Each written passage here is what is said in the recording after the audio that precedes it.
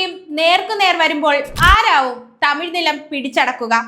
തമിഴ്നാടിന്റെ താല്പര്യങ്ങൾ അപകടത്തിലാണെന്ന് തോന്നിയാൽ നിയമനിർമ്മാണത്തെ കോടതിയിൽ വെല്ലുവിളിക്കാൻ മടിക്കില്ലെന്ന് DMK ഉറപ്പിക്കുമ്പോൾ മറുപക്ഷമായ TVK തങ്ങളുടെ സ്ഥാനം ഒരു ഉത്തമനായ പ്രതിയോഗിയായി അരങ്ങിൽ തയ്യാറെടുത്തു കഴിഞ്ഞു. മതിയായ സുരക്ഷാ സംവിധാനങ്ങൾ ഇല്ലാതെയാണ് അതിർത്തി നിർണയം നടത്തിയതെങ്കിൽ ജനസംഖ്യാ നിയന്ത്രണ നടപടികൾ വിജയകരമായി നടപ്പിലാക്കിയ തമിഴ്നാടിനെ അത് പ്രതികൂലമായി ബാധിക്കുമെന്നും മണ്ഡല വിപുലീകരണം പരോക്ഷത്തിൽ പാർട്ടിക്ക് തമിഴ്നാട്ടിൽ വിജയസാധ്യത കുറയുമോ എന്ന ഭയപ്പാട് കൂടിയാണോ എന്ന് സംശയിക്കേണ്ടിയിരിക്കുന്നു. ഇതിന് ഉദയനിധി സ്റ്റാലിന്റെ വിജയയുടെ പാർട്ടിയോടുള്ള പരിഹാസം തന്നെ ധാരാളം. തമിഴ്നാടിന്റെ DMKയുടെ ശക്തമായ എതിരാളിയാവുന്ന സൂപ്പർ താരം വിജയ് രൂപീകരിച്ച രാഷ്ട്രീയ പാർട്ടിയായ തമിഴക വെട്രി കഴകം ആദ്യമായി തിരഞ്ഞെടുപ്പ് ഗോതയിൽ ഇറങ്ങുന്ന ഒരു പുതിയ പാർട്ടി എന്ന നിലയിൽ തമിഴ്നാട്ടിലെ ആകെയുള്ള 234 സീറ്റുകളിലും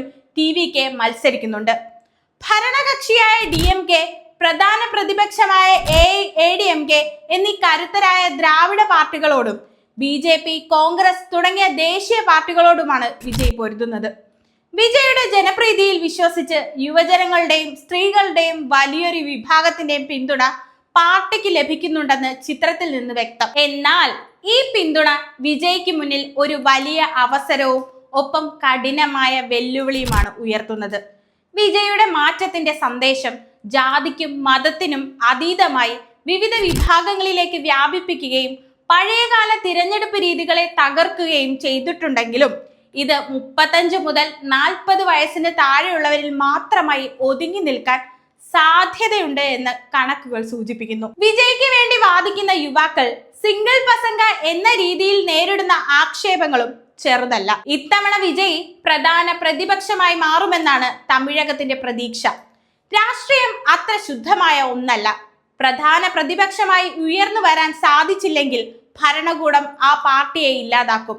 നേരെ നിൽക്കാൻ പോലും അവർ അനുവദിക്കില്ല എന്ന അവസ്ഥ വരും. പണ്ട് ഇന്ത്യൻ പ്രധാനമന്ത്രിയായിരുന്ന ജവഹർലാൽ നെഹ്റു നിയമസഭയിൽ പറയും പോലെ, ഞാൻ എൻ്റെ അണികളെയും എൻ്റെ പാർട്ടിയെയും അല്ല കേൾക്കേണ്ടത്, എൻ്റെ പ്രതിപക്ഷത്തെയാണ്.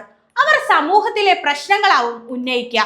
അതിലൂടെ എൻ്റെ തീരുമാനങ്ങളെ മെച്ചപ്പെടുത്താനും നല്ലൊരു നാളേക്ക് വേണ്ടി പ്രവർത്തിക്കാനും എന്നെ സജ്ജമാക്കും. അതേപോലെ തമിഴ്നാടിനെ അറിയുന്ന, അവരുടെ പ്രശ്നത്തെ അറിയുന്ന, സിനിമയിലെ പോലെ തന്നെ യഥാർത്ഥ ജീവിതത്തിലും നല്ലൊരു നായകനാകാൻ വിജയ്ക്ക് കഴിയുമോ എന്ന് കണ്ടു മനസ്സിലാക്കേണ്ടിയിരിക്കുന്നു.